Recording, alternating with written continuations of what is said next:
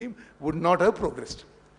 అదేవిధంగా సుప్రీం కోర్టులో this case was not filed on Rayalaseema lift irrigation scheme by Telangana government.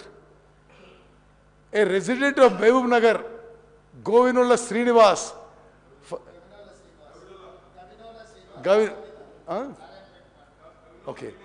filed a case on 15/5/2020 at NGT to restrain AP from construction of RLS. The government of Telangana then implemented into it. ముందస్తు వాళ్ళ కేసులే.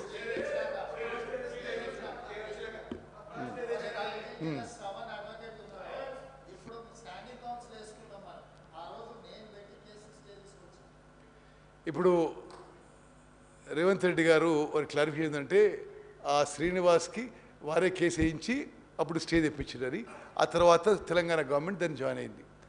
ఇప్పుడు Palamuru Rangareddy lift irrigation scheme అంటే మీరు కృష్ణా నదీ జలాలు, మహబూబ్ నగర్ జిల్లా, ఇప్పుడు రేపు నల్గొండ కూడా పోతున్నారు, మీరు ఇంతగానో మాట్లాడుతున్నారు కదా.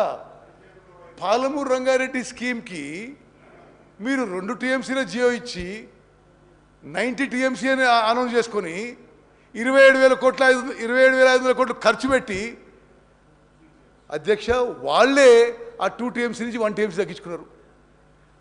తగ్గించుకోవడమే కాదు,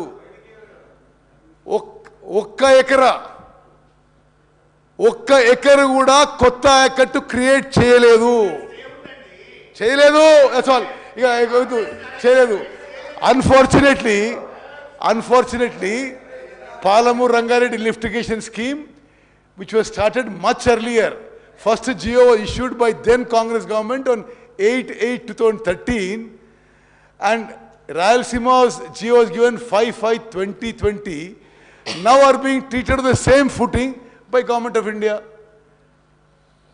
If the Telangana government, then TRS government, ఈ పాలమూరు రంగారెడ్డికి చిత్తశుద్ధి ఉంటే అసలు ఎప్పటికో పని పూర్తి కావాలి. మరి దాని పట్ల పూర్తి అశ్రద్ధ విషయంలో కూడా